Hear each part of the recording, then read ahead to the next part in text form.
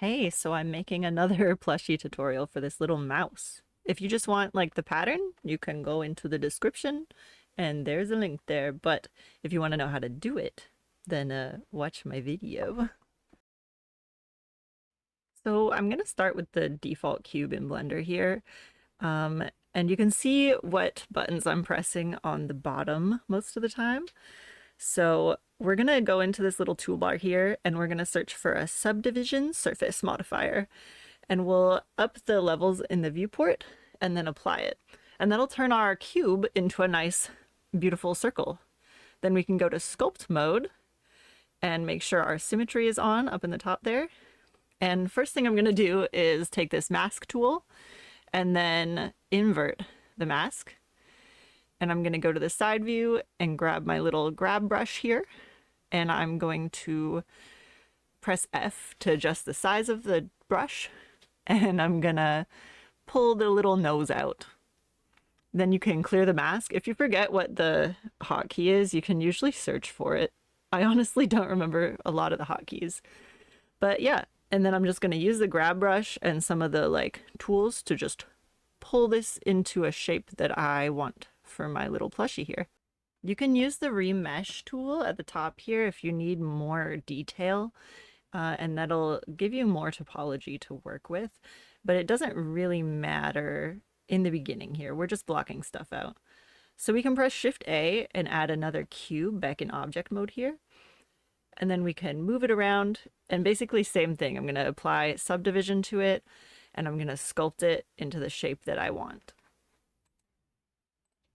Then we're going to add another modifier here. This is our mirror modifier. And we're going to want to make sure with our little eyedropper tool here that the object is set to the original cube. And that'll mirror our ears and it'll make it so much easier for us to see when we're sculpting what these are going to look like.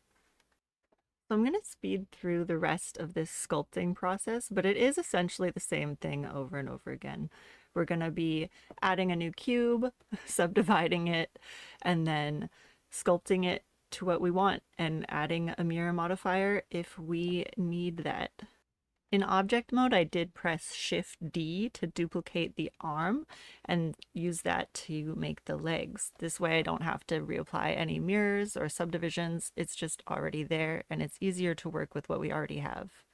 You can also toggle the visibility of different things in your collection up at the top there, and that'll make it easier to sculpt things without other stuff in the way.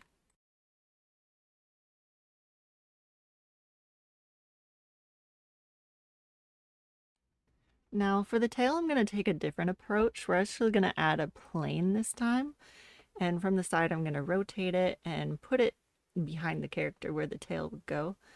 We're essentially going to go into edit mode here and delete 3 of these points. We want just 1 point to work with.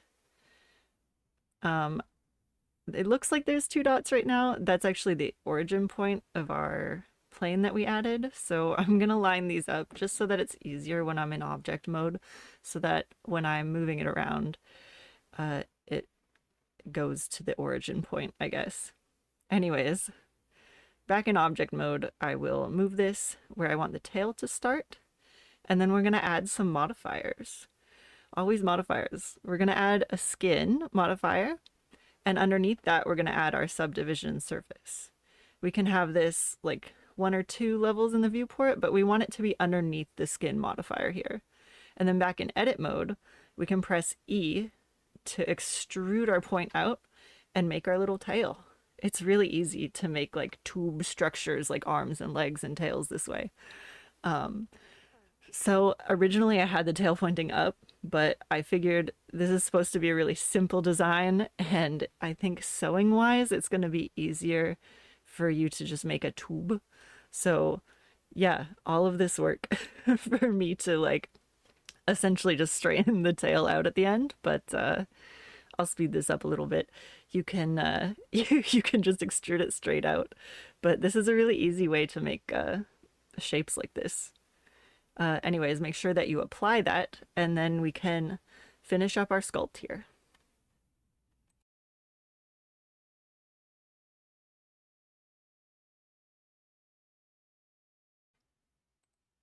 So now we've got all of these objects in our collection. I'm going to delete the light and the camera from the scene, and we're going to want to apply all of our mirror modifiers. If we press Z and go into wireframe mode, we're going to see all of our stuff is inside of our other stuff. So I'm going to select things like the ears and add a Boolean modifier.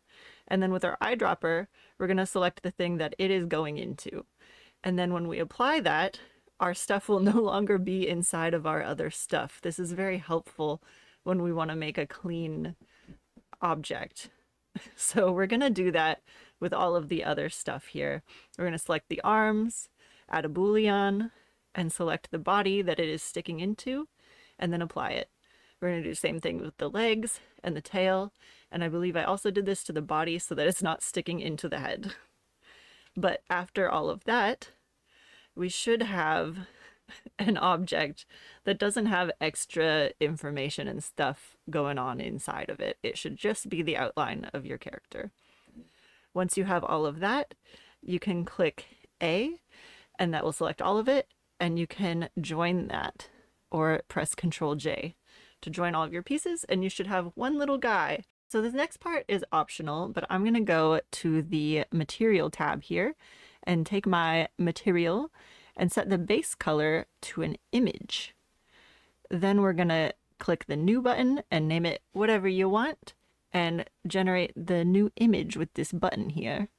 And then when we go into our UV editing tab, I'm going to select all of it and just like sloppy unwrap it. This took me a little bit. It's not good. You can't use this for your plushie, but now we can texture paint it. And I'm going to use the texture paint to basically outline where I want my seams to go. And that way, when we're retopologizing, we can really like get the seam lines that we want. Like I'm going to go ahead and just think of like the sewing pattern first, and then we're going to retopologize it to match this. And this way is just easier for me because I'm not awesome at retopology. Like I can do it, but it really helps to have like a guide because you want your retopology to follow these seam lines, because then you're going to mark the seams, and that's going to be the pattern that Plushify is going to make for you, is going to be based off of your unwrap and the seams that you mark here. So we're basically drawing out a pattern for our pattern, and now we got to retopologize. So there's a few different add-ons that you could use for retopology. I just wanted to show you them here. I'm not going to use these, but Qremeshify is an add-on for Blender, and it is super nice. Look at this clean topology that we got here in like 1 second, but these lines aren't going to follow our pattern guide here. So in the end, I'm going to be picky and I'm not going to use this, but if you're lazy, this add-on rules. There's also Retopoflow, which is really like, it gives you a lot of control and it's quite fast, but it is a little tricky to use. It is paid. There is a version on GitHub that you can use, which is what I'm using here. If you're using it for like educational purposes or to show it off, you can totally download it on GitHub.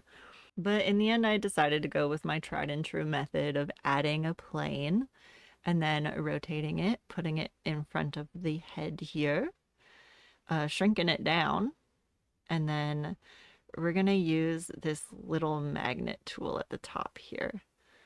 I'll get to it. See this little magnet at the top here? Then we're going to select face and face project. And that will snap your object to the face that you're working with. I'm going to use AutoMirror here. You could also just add a mirror modifier. And if you go down to this menu here in viewport display, you can select in front, and that'll make it easier to see. And then I'm basically just gonna, in edit mode, press G to grab and move these little vertices around. And then if you select an edge, you can press E and extrude it, just like we did with the tail. So I'm gonna grab this side, I'm gonna press E, I'm gonna extrude it out, and I'm gonna essentially do that and follow these lines that we made so that it follows our seam lines. And I'm just gonna do my best to make it make sense. You're gonna want to keep all of these faces quads. So they're going to have 4 vertices on either corner of them. You can get away with a few triangles, but try to maintain that like rectangular flow. What we're basically doing here is building a new mouse on top of our sculpture that has the lines that we need so that we can get our pattern from it. It's kind of like a little puzzle. And I'm not particularly great at it, but I'm gonna speed through this and maybe offer some tips if I see them going forward. The main thing that I'll do is just extrude a strip of squares that lines up with another strip, and then if you press F, you can quickly fill in all of the lines in between, or sometimes you can press grid fill. You can press Control R to kind of split up a loop and add another line going along the squares, but I would be cautious with it because you want to start with like pretty big squares. Like you want to add the least amount of detail that you can while still following the seam lines that we have set up, because in the end I am gonna subdivide this so that we can have that nice rounded, lots of detail shape, but this is just way easier to work with. It kind of reminds me of like making a little vest for this little mouse and then extruding the arms out. You're basically making him an outfit like a skin suit. If you have a hole, like an arm hole, and you have a long tube that you want to extrude out of it, you can select that entire edge and then hit E and extrude and pull out segment by segment, and it doesn't have to line up with like the arm or the tail perfectly, because we can add a shrink wrap modifier later and that will conform it as closely as it can to your original sculpt. So you don't have to be super precise with getting these vertices to line up, especially if it's something like an arm where like getting smaller and smaller is going to be harder. You don't have to line up every single vertice perfectly. You can use a shrink wrap modifier. It will help you. You can also go into sculpt mode and kind of smooth out with the smooth brush or move things around with the grab brush. This is really helpful if you want clean lines, but you don't have to go through and like tweak every single little vertice. All of it, just use the sculpt mode. Can you tell the legs were giving me a hassle here? Don't be afraid to just delete some stuff and start the leg again or whatever you're doing. I think I was overcomplicating it. I ended up just using the same thing that I did with the tail and the arms and just extrude it and then throw a shrink wrap on it. So I finally got these little legs done, and that's all we need to do to finish our retopology. So now we have this new, a perfectly topologized mesh that we have to add our seam lines to. Here we're selecting our seams, and then we are using mark seam or clear seam in order to tell the computer where we want them to be, essentially, which edges we want to divide up. You should also apply an edge crease if you're doing the thing that I'm doing, which is going to add a subdivision surface modifier here, so that your seams keep their like creasedness, especially around like the neck and the lines for the arms, like the armpit areas and around the ears. Anywhere that you want to maintain that like sharp line, you're going to want to edge crease and then slide your mouse to determine how sharp that edge is. I actually found some vertices that I didn't merge that I wouldn't have noticed if I didn't crease that edge there. But yeah, select your seam, mark the seam, crease the edges that you want to maintain the sharpness on, and then apply a subdivision surface modifier. You can select shade smooth as well if you right click your object, and that'll kind of show you what your finished result should be. You should be happy with your thing now. Make any final tweaks, make sure everything's properly looking right, and we're ready to unwrap. So we're gonna hop back into the UV editing tab. We're gonna hit A to control, like select all of this, and then we are gonna unwrap it. And this should be your pattern. If you notice anything's off at this point, you can actually go into your texture paint and you can color in anything that you think looks funky, and you can see what's up with it. So like this part right here, we ended up looking a little weird, and that's because I forgot one little seam on the neck that I didn't mark. So that's actually the whole front of the mouse, is that tiny little piece that's attached to the back. And that little tiny strip connecting it is the neck that I didn't mark the seam on. So really easy to fix. We can just go back in, mark the seam that we forgot, and continue on with our unwrapping process here. So once we're unwrapped, I like to hover over the pieces and press L on my keyboard, and that'll select all of it, and then you can press G to move them around. And I just like to make sure that they have enough space in between them, essentially. It doesn't have to be super neat and organized, just as long as they're not overlapping each other is fine. This part isn't vital to the process. I just thought it would be fun to go in with the texture paint and color in each piece individually so that I can really see which pieces are what and if I have anything that I need to fix before exporting. I did find that there was a little bit of a split in the tail, and I fixed it by just merging the vertices together. It fixed it. It's fixed now. After that, I did re-unwrap everything and move all of my islands around again, get everything in place, and then we're gonna want to save and then delete the original sculpt, which is kind of scary, but we need it out of here. And then we will export this as an OBJ, and then we can head over to Plushify.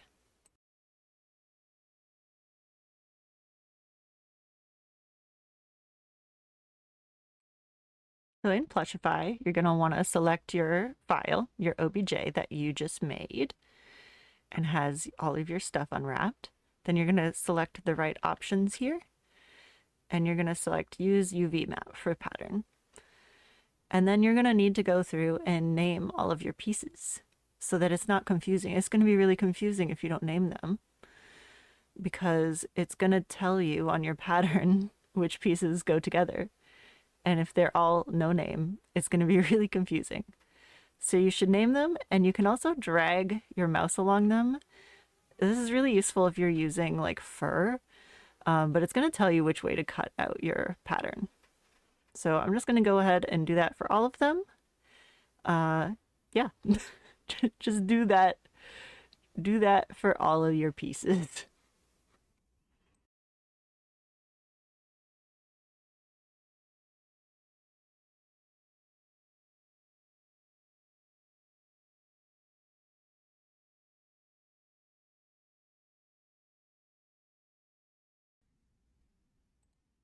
I'm going to be honest, I do not know what the colors or markings tab does.